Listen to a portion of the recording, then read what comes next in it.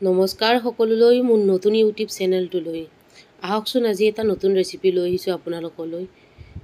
এই দেখিছে পটল, আলু, বিলাহী, পিঁয়াজ মই কাটি লৈছোঁ। পটল মোটামুটি আধা কেজিমান লৈ লৈছোঁ। কেৰাহীটো অলপমান গৰম হ'বলৈ দিছোঁ। তাৰপিছত মই ইয়াতে তেল দি দিছোঁ। তেলখিনি গৰম হোৱাৰ পাছত কাটি থোৱা পটলখিনি ইয়াতে দি দিম।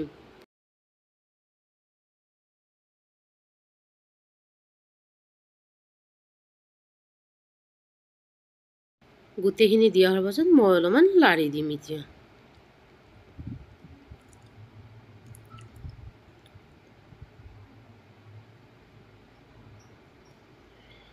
তাৰপিছত অলপমান হালধি দি দিম। হালধি নিদিলে অলপ বগা হৈ থাকে।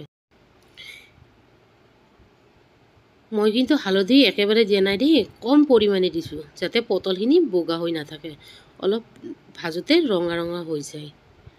তাৰপিছত এইখিনি মই অলপমান লাৰি দিম।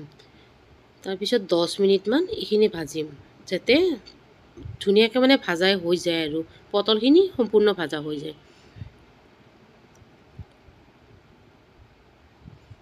দেখিছে ৰঙা ৰঙা হৈ গৈছে ধুনীয়াকৈ। পটলখিনি মই এতিয়া উঠাই ল'ম।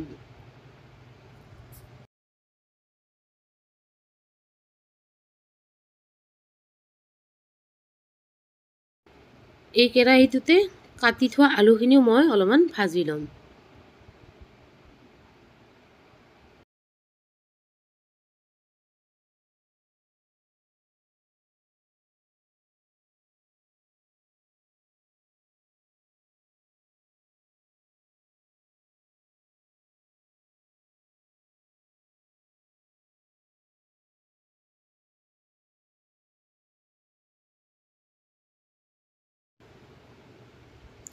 আলুখিনিও মোটামুটি ভাজা হৈয়ে গৈছে। মই আলুখিনি উঠাই ল'ম।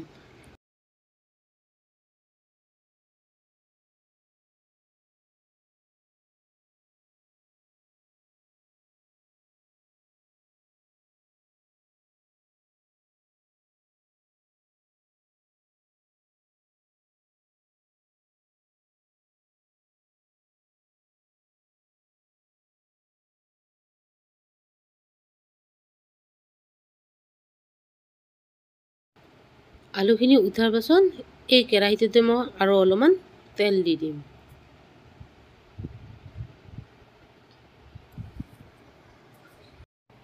তেলখিনি গৰম হোৱাৰ পাছত মই অলপ শুকান জলকীয়া দি দিছোঁ। তাৰপিছত কাটি থোৱা পিঁয়াজখিনিও ইয়াতে দি দিম।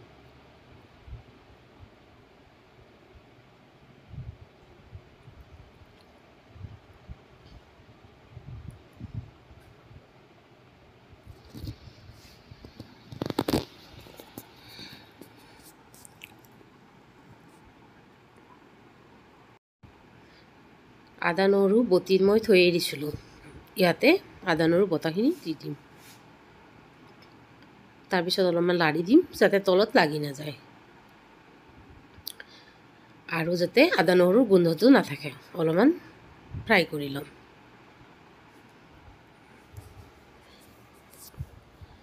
তাৰপিছত সোৱাদ অনুযায়ী আপোনালোকে যি যি মছলা দিয়ে, এয়া মই হালধি দিছোঁ।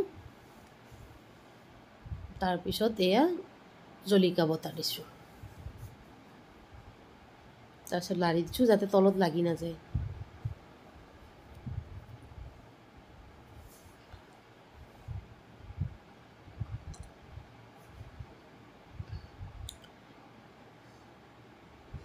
তাৰপিছত অলপমান ৰেড চিলি পাউডাৰ দি দিছোঁ। মিট মছলা, ধনিয়াৰ গুড়া, জিৰা সকলোখিনি দিছোঁ। আপোনালোকে যি যি খাই ভাল পায় সকলো দিব পাৰে।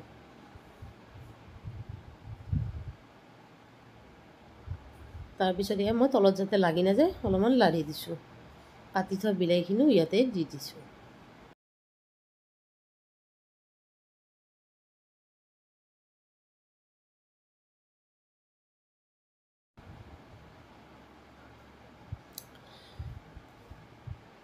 সোৱাদ অনুযায়ী নিমখ দি দিব। আপোনালোকে কম বেছি যি খায় দি দিলে হ'ল। আমি কিন্তু নিমখ প্ৰায় কম খাওঁ।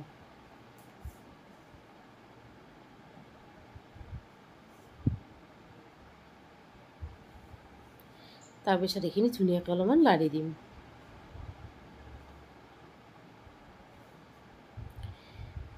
এইখিনি ভাজা হোৱাৰ পাছতে মই অলপমান পানী দি দিম।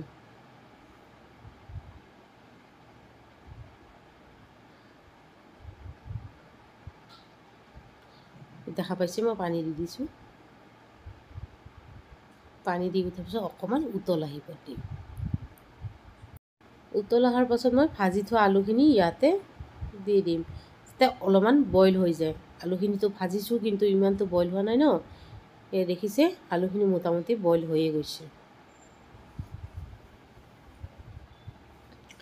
তাৰপিছত ভাজি থোৱা পটলখিনি ইয়াতে দি দিম, দি অলপমান ধুনীয়াকৈ লাৰি দিম।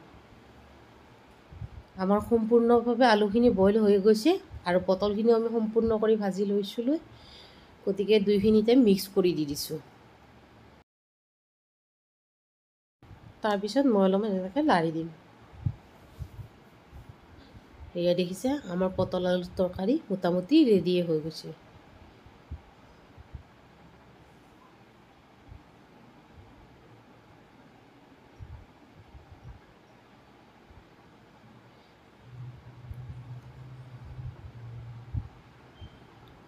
আৰু মই ধনিয়া পাত কাটিয়ে থৈ দিছোঁ আগতীয়াকৈ, ইয়াতে অলপ ধনিয়া দি দিম।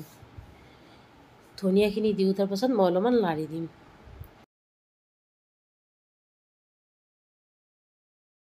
এয়া আমাৰ আলু পটলৰ তৰকাৰী ৰেডি। ইয়াতে মই অকণমান ঢাকনিখন মাৰি গেছটো বন্ধ কৰি দিম। আৰু আপোনালোকে কেনেকুৱা পালে ৰেচিপিটো জনাবচোন, ঘৰতো এবাৰ ট্ৰাই কৰি চাব। আজিলৈ ইমানেই, বাই বাই।